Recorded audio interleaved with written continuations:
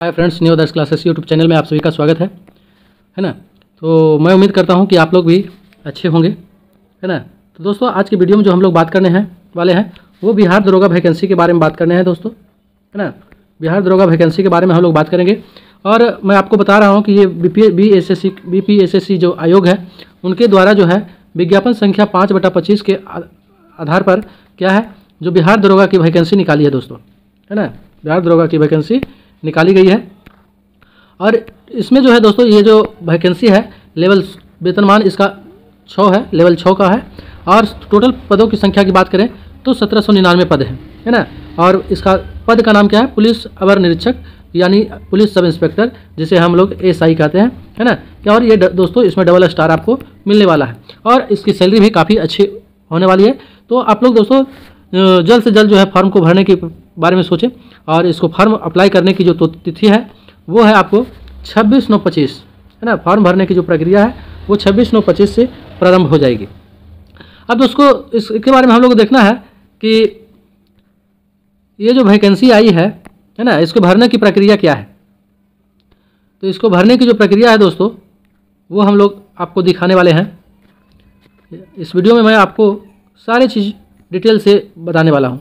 आप लोग यहाँ देखेंगे तो यहाँ दिया गया है आवेदन के लिए पात्रता, है ना। तो पहले तो भारतीय नागरिक होना अनिवार्य है। पुरुष, महिला एवं थर्ड जेंडर आवेदन कर सकते हैं, है ना। आप पुरुष हो या महिला हो या थर्ड जेंडर हो, आप सभी लोग इस फॉर्म के लिए एलिजिबल हैं। दूसरा है दोस्तों अभ्यर्थियों की शैक्षणिक योग्यता। तो दिनांक 1/8/2025 तक किसी मान्यता प्राप्त विश्वविद्यालय से स्नातक परीक्षा या राज्य सरकार द्वारा मान्यता प्राप्त उसके समकक्ष परीक्षा उत्तीर्ण होना अनिवार्य है ना। तीसरा है दोस्तों, आपको यहाँ पे देखना होगा तीसरा पॉइंट में क्या है। तीसरा है उम्र सीमा की गणना। उम्र सीमा की गणना कब से की जाएगी? 1/8/2025 तक के आधार पर की जाएगी। परंतु वैसे अभ्यर्थी जो दिनांक 1/8/2024 को सरकार द्वारा निर्धारित अधिकतम उम्र सीमा धारित करते हों वे भी उम्र सीमा के आधार पर आवेदन कर सकते हैं, ठीक है। जिसकी उम्र जो है अधिकतम उम्र सीमा 1/8/2024 को निर्धारित अधिकतम उम्र सीमा को धारित करते हैं वो भी आपको फॉर्म भर सकते हैं, है ना। अब चौथा पात्रता क्या है? अभ्यर्थियों की उम्र दिनांक 1/8/25 को मैट्रिक अथवा समकक्ष प्रमाण पत्र के अनुसार निम्नवत होगी। चलिए देखते हैं निम्नवत में क्या होगी दोस्तों। तो यहाँ देखिए कहाँ चला गया, हाँ यहाँ निम्नवत होगी। तो निम्नवत में क्या है? अनारक्षित, है ना, जनरल कोटि के पुरुषों के लिए न्यूनतम उम्र 20 वर्ष और अधिकतम उम्र 37 वर्ष। महिलाओं के लिए न्यूनतम उम्र 20 वर्ष और अधिकतम उम्र 40 वर्ष होनी चाहिए।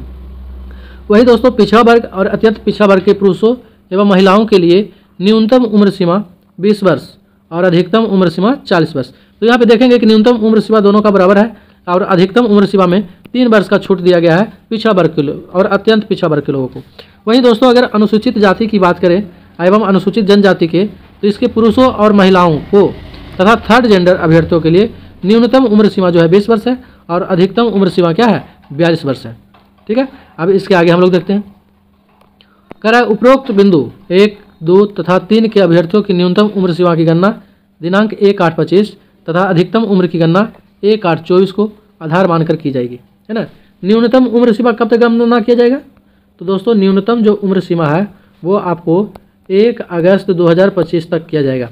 और अगर बात करें अधिकतम उम्र सीमा की, है ना, तो अधिकतम उम्र सीमा कब तक है? तो इसको लोग ध्यान में रखेंगे, ये अधिकतम उम्र सीमा 2024 तक है ना, जो बल्कि और न्यूनतम उम्र सीमा की बात किया जा रहा है तो वो 1/8/2025 तक है। वहीं दोस्तों चौथा कॉलम हम लोग देखेंगे तो चौथा कॉलम कह रहा है बिहार के वैसे सरकारी सेवक को उच्चतर वेतनमान की सेवा संवर्ग में जाने के लिए प्रतियोगिता परीक्षाओं में भाग लेने हेतु अधिकतम आयु सीमा में 5 वर्ष की छूट दी जाएगी, जिन्होंने नियमित सेवा में न्यूनतम 3 वर्ष की अवधि पूरी कर ली है ना। तो जो लोग क्या बोलते हैं कि सरकारी सेवा में है ना, उनको भी 5 वर्ष की उम्र सीमा में छूट दी जाएगी। नेक्स्ट है 5 नंबर दोस्तों, कह रहा है इसमें कि असैनिक पदों पर नियुक्ति हेतु भूतपूर्व सैनिकों को अधिकतम आयु सीमा में 3 वर्ष तथा प्रतिरक्षा सेवा में बिताई गई सेवा अवधि के योग के समतुल्य रियायत दी जाएगी, बशर्ते कि उनकी वास्तविक उम्र कट ऑफ तिथि को 57 वर्ष से अधिक नहीं हो। उम्र की अभ्यर्थी की उम्र की गणना मैट्रिक अथवा समकक्ष परीक्षा के प्रमाण पत्र में अंकित जन्म तिथि के आधार पर की जाएगी, है ना। तो चलिए अब आगे देखते हैं। अब है दोस्तों अभ्यर्थियों का शारीरिक मापदंड। तो हम लोग शारीरिक मापदंड के बारे में इसमें देखने वाले हैं। एक मिनट दोस्तों,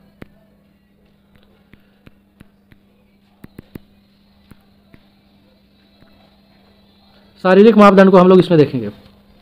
शारीरिक मापदंड की बात करें तो ऊंचाई, सीना और वजन के लिए कोई अंकदेय नहीं होगा, परंतु विहित अर्हताएं पूरी करने वाले अभ्यर्थी असफल घोषित की जाएंगे, है ना। जो अभ्यर्थी मैंने उक्त अर्हताएं को जो पूरी नहीं करेंगे उनको असफल घोषित किया जाएगा। अब इसमें जो दिया गया है ऊंचाई, तो अनुसूचित यानी अनारक्षित यानी कि समान वर्ग के जो और पिछड़ा वर्ग के जो पुरुष अभ्यर्थी हैं उनके लिए हाइट जो है 1.65 cm है। वहीं अत्यंत पिछड़ा वर्ग, अनुसूचित जाति एवं अनुसूचित जनजाति के पुरुषों के लिए हाइट जो है दोस्तों 160 सेंटीमीटर रखा गया है। वहीं पे अगर हम लोग देखेंगे महिलाओं के लिए, तो सभी वर्गों की महिलाओं के लिए ऊंचाई जो है आपको रखा गया है 155 सेंटीमीटर, है ना। हाइट जो है महिलाओं के लिए कितना रखा गया है 155 सेंटीमीटर। कोई किसी भी वर्ग की महिला हो उनका हाइट 155 सेंटीमीटर से कम नहीं होना चाहिए। अब सीना पुरुषों के लिए, तो पुरुषों को बिना फुलाए सीना जो है 81 सेंटीमीटर चाहिए न्यूनतम, और फुलाकर 86 सेंटीमीटर न्यूनतम, है ना। यानी कि हमें कितना सेंटीमीटर सीना फुलाना है दोस्तों, 5 cm कम से कम फुलना चाहिए। चलिए, फुलाने के बाद सीना में कम से कम कितना 5 सेंटीमीटर का अंतर होना चाहिए। यानी कि कहने का मतलब है कि अगर बिना फुलाए किसी का सीना जो है 85 cm है तो फुलाने के बाद उनका 90 सेंटीमीटर होना चाहिए, है ना। चलिए नेक्स्ट देखते हैं दोस्तों। नेक्स्ट है अनुसूचित जाति एवं अनुसूचित जनजाति के पुरुषों के लिए बिना फुलाए 79 cm और फुला करके 84 cm। यहाँ भी 5 सेंटीमीटर का अंतर होना चाहिए फुलाने के बाद। महिलाओं की सीना की मापी नहीं होगी। वजन जो है सभी वर्गों की महिला उम्मीदवारों के लिए न्यूनतम वजन 48 किलोग्राम आवश्यक है।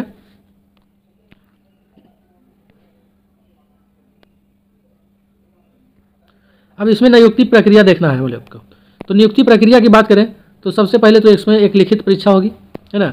लिखित परीक्षा की बात करें तो आवेदन पत्रों के संग्रहण के उपरांत आवेदन पत्रों की समीक्षा की जाएगी एवं जिन अभ्यर्थियों के आवेदन पत्र सही पाए जाएंगे उनके लिए लिखित प्रतियोगिता परीक्षा का आयोजन किया जाएगा।